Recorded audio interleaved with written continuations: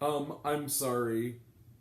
Jared Kiso, aka Wayne, aka Shorzy, is the true man from Toronto. Hi. This movie was alright. Hi everyone. That's about the best definition you can give to it. Anyway, the end. No, I'm kidding. I'm not gonna do that figure again. Hi everyone, it's me, Grant, the movie and TV guy. We're gonna raise my popcorn with Grant. Sorry about the glare. This is bullshit. Hi. Hi everyone. It's me, Grant, the movie and TV guy, and I look like I'm fading off, like at the end of Jack Frost. The snowman has melted, and it's time for me to say goodbye to my boy and go off into the great hereafter. No, yeah. Alright, we're gonna raise the popcorn with Grant. Today we're gonna talk about a movie. The first of two movies today. Movies and TV, that's what we do here.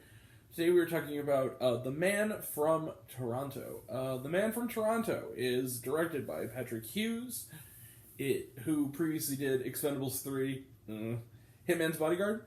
No, I did. Hitman's Wife's Bodyguard? I honestly kind of loved it. That one. That was a lot of fun. It's totally a cartoon. It has no existence in reality, but it's fun. But he's here with The Man from Toronto. In it, Kevin Hart plays Teddy. He is an entrepreneur who is trying his hand at promoting what he calls no-contact boxing. So, basically glorified shadow boxing is what it is. Because it's literally, well, it's exactly the title. You're boxing without actually hitting somebody. Which of course makes him look like a loser to a lot of other people. He's married. He's trying to get to his wife's birthday dinner on time. After an issue with some printer toner, he goes to the wrong cabin and is mistaken for a gentleman by the name of the Man from Toronto, who in the cabin is supposed to torture a man who is strung up. And Kevin Hart's Teddy plays along, but by being very scared and confused. And when the place is raided, the operative in charge tells him, okay, he keeps saying, like, I'm not the Man from Toronto, I'm Teddy. And he goes, okay, but you gotta pretend to be the Man from Toronto so we can get some intel. Soon enough, however, the real Man from Toronto, take a shot every time Grant says the title, shows up, and is not happy that Teddy took his identity. He's played by Woody Harrelson in full Tallahassee from Zombieland mode, and soon he ends up forcing him to play along as well, and they end up in a surprising odd couple as they try to take down an attack by a shadowy figure that could mean the fate of all mankind. Let the action and shenanigans begin. But way more action than shenanigans. Alright, The Man from Toronto is the epitome of the kind of movie that would be entertaining while you're folding laundry. Or signing paperwork, jotting down notes. This movie is meant to be on Netflix. Now, I hear this movie cost $75 million. This was supposed to be an actual tentpole summer movie later this summer through Columbia Pictures, Sony Pictures, Columbia. They sold it to Netflix. That is the best place for this movie. Now, is this movie terrible? No, I don't think so. It's alright. There are some chuckles here and there, although, considering Hart and Harrelson's involvement, there's not a lot of, there's really not a single big belly laugh in the whole thing. There's a lot of flop sweat going on. What's surprising is the action is kind of entertaining. It has some solid action sequences, especially in the third act, where this is maybe the funniest part of the movie, where the third act, it just goes full everything in the kitchen sink and becomes this kind of live action cartoon insanity. It kind of channels the same spirit that I liked in Hitman's Wife's Bodyguard last summer, which was Patrick Hughes, but up till then, the movie's way too long for what it is. It's almost 2 hours. It's all of 2 hours, and it doesn't need to be. It's like an hour 55. It does not need to be. The other thing is, Kevin Hart, I love Kevin Hart. He's a great stand-up, and also a surprisingly good actor. But I've seen this movie before from Kevin Hart. This is like just a reskin of every other Kevin Hart comedy. you know, if you swap out a hitman with cops, the ride-along movies.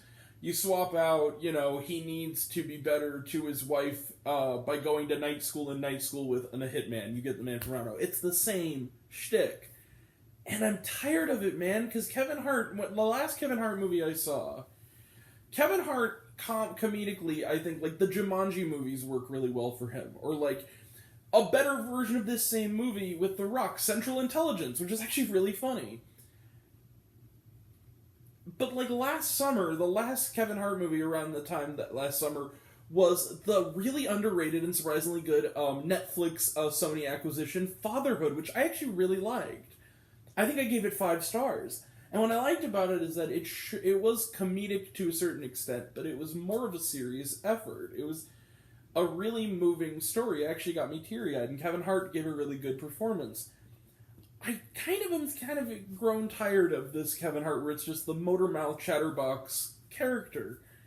I think that it's like, if he's on stage doing stand-up, it's fine, but I think that unless Kevin Hart writes it, it doesn't always work. Like, Ride Along was funny enough, the second one was extremely forgettable and not great. Central Intelligence is funny, but I just think that he also needs to have a screen partner who really can do it. Now, apparently, in the early going, in fact, just prior to shooting, it was supposed to be, they even took a shot together on the set. It was supposed to be Jason Statham playing Toronto. That almost would have made the movie better, because I think he's the version of himself from Spy. Because Jason Statham has shown that he can be a good comic actor when he's playing it like he doesn't know he's in a comedy, like in that or like the Crank movies.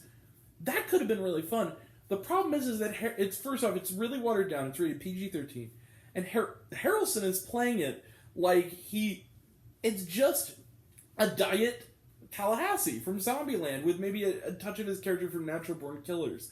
It's just, everyone is playing the hits here, and I'm kind of tired of the hits, you guys. Had some insane fun to it, but this really is a forgettable effort. Ellen Barkin shows up in a latter-day villain role and kind of has some fun chewing the scenery, basically playing Smurf from Animal Kingdom again in a more comedic gear. But yeah, this is just this is a tired effort. I enjoyed it, fine. Just enough to give it my lowest recommendation setting, and that's what I'm going to give it. I'm going to give The Man from Toronto 3 out of 5 stars. But, man, Kevin Hart, just please start making real movies again. Like, do the Adam Sandler method, or the Eddie Murphy method. Do more serious work and work your way back to comedy, because I just feel this effort is just tired. I'm tired of it. I know Fatherhood didn't do very well. It wasn't seen by a lot of people, and maybe that's why you decided to kind of stay out of that gear, but come on, Kevin. And come on, Woody. Like, you guys are better than this material. Alright. Yeah, 3 out of 5 stars for The Man from Toronto. Let's close the book on it. I'm done ranting. I feel like my score is going to go down. This is going to be like a 12 Mighty Orphans situation as this year. It's just disappointing. Anyway. Trailer Trash On, watch on Netflix. Was there shawarma? Yeah, there was a little scene. In fact, it was one of the few chuckles in the movie, was the scene during the credits. It was actually kind of funny. Worth sticking around for. Alright, we will be back later for Rise on Disney+. Tomorrow we will talk about Trevor the Musical. Wednesday we will talk Beauty, and then next week we also have Mr. Malcolm's List, the Minions, The Rise of Gru, and The Princess. We will also do our midterm report, the best and worst movies of the first half of 2022. So anything released between January 1st of this year and June 30th of this year. So that'll all be next time, and until next time, I'm Grant, the movie and TV guy. I see it all, and I'm happy to share it with you. I love you all. I appreciate you all. I love you all, class dismissed. I love you 3000. Be kind to one another. If you like this video, give it a like if you want to. Give it a subscribe if you want to. Give it the bell. I don't know what it does, but that's supposed to do. Or so I've been told. If you want to find me elsewhere, reviews, lists, and other fun stuff, you can check me out on letterboxd.com at Raisin Popcorn with Grant, or check out my podcast, Raisin Popcorn with Grant, the podcast, on Spotify and Anchor. Some of you already have, but even if you haven't, take care of yourself. Take care of your mental health. It's incredibly important. And I want to know down below, what did you think of The Man from Toronto? Did you like the movie? Did you hate the movie? Think my opinion's good? Do you think I'm full of shit? Comment below. Let me know. And until we meet again, we were all raised on popcorn. Make mine with extra butter. Catch you guys next time. Take care. Bye.